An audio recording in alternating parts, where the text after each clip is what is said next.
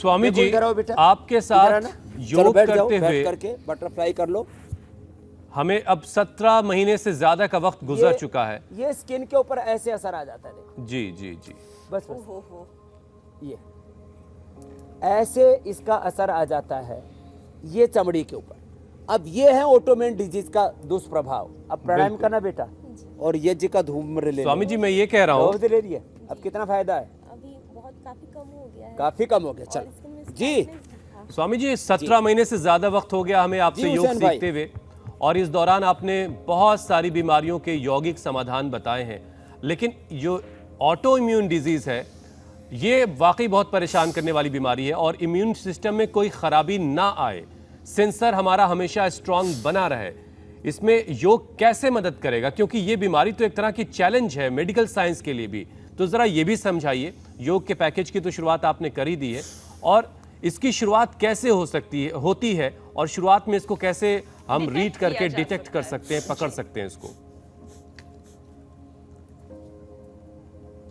देखो, हमारे सभी ब्लड के पैरामीटर्स का, बीपी का, शुगर का, थायराइड का, lipid profile, liver profile, kidney profile, सब चीज़ों की एक लिमिट है। लिमिट से ज़्यादा कोई चीज़ जब गड़बड़ होने लगे और उसके साथ साथ उसका उपद्रव हमारी रीढ़ की हड्डी पर पड़ने लगे, जैसे रवि को एंकोलॉजिंग हो गया, ये ऑटोमेन डिजीज है। हड्डी जाम होने लग गई, स्टिफनेस आने लगी, ब्लड का सर्कुलेशन कम हो गया।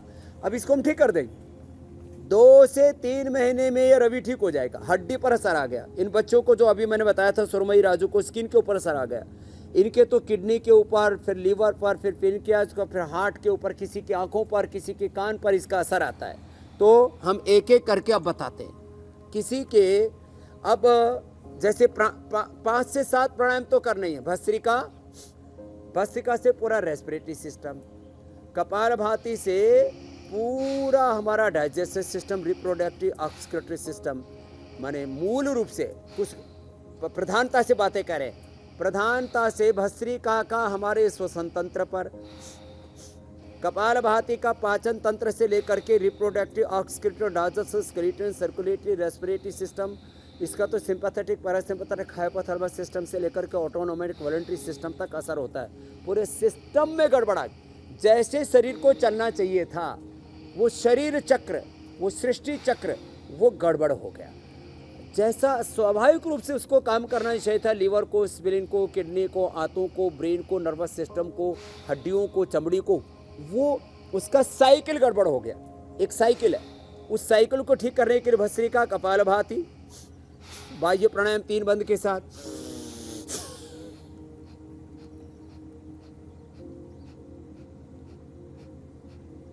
तीन बंद के साथ बाह्य प्राणायाम, फिर उज्जाई, गले पर उसका असर आ जाता है, उसका थायराइड, पैराथायराइड पर असर आ जाता है, ब्रेन नर्वस सिस्टम पर असर आ जाता है, फिर उससे ये पार्किंसंस, अल्जाइमर, फिर डिमेंशिया, बहुत खतरनाक रोग होने लगते हैं। तो उज्जाई इसमें बड़ी मदद करता है। गले पर ही नहीं, ब्रेन और नर्वस सिस्टम तक असर करता है, पिट्यूटरी ग्लैंड तक। होल्ड करके यथाशक्ति फिर बाएं से छोड़ते हैं। फिर ये अनुलोम विलोम, भ्रामरी, उद्गीत, शीतली, शीतकारी, चंद्रभेदी, सूर्यभेदी, नाड़ी शुद्धि, है तो प्राणायाम। अब इसका असर, अब 5 चीजों पर सबसे ज्यादा असर आता है। आपके किसके ऊपर असर आया था सबसे पहले? हैं?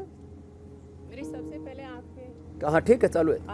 आँख पर असर आया, से दिखाई देना बंद, एक आंख से इनको दिखाई देना बंद हो गया था। तो आंख पर असर आता है तो आप तो करो अभी सर्वांगासन। आंख पर असर आया तो सर्वांगासन और शीर्षासन करना चाहिए, त्राटक करना चाहिए, जननेति, सूत्र नीति करनी चाहिए।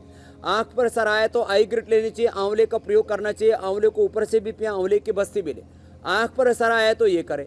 अब दूसरा, आंत पर असर आता है, किसी के हाथ पैरों की मसाज पर असर आता है, किडनी पर असर आता है, इसका बहुत ज़्यादा, किडनी फेल होने लगती है, इसमें जो है क्रिएटिनिन लेवल बढ़ने लगता है, प्रोटीन लीकेज होने लगता है, और धीरे धीरे किसी की किडनी श्रिंक होने लगती है।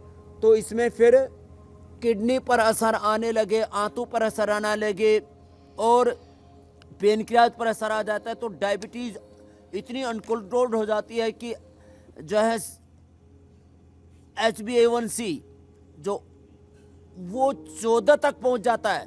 16 तक भी मैंने देखी, 800 तक शुगर, और ये ग्लाइकोसाइड इन हीमोग्लोबिन HbA1c 14 से 16 हो जाती है, तो मंडूक आसन करें और एक एक आसन को 10-10 मिनट करें। आंतों पर असर आ गया, लीवर पर, किडनी पर, पेनक्रियाज पर, यूट्रस ओवरी पर असर उसका आ गया, तो ये करें जो अभी मैं बता रहा हूं, मंडूक आसन। और सिंपल सा वक्रासन, ऐसे एक तरफ से ऐसे किया, दूसरी तरफ से ऐसे किया, आंखों पर असर इसने रोक दिया।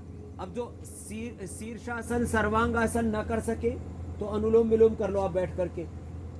ये मैं आपको लाइव इसलिए बता रहा हूं। फिर ये असर आया उसके लिए आंतों पर, लीवर आदि पर, तो फिर ये पवन मुक्तासन और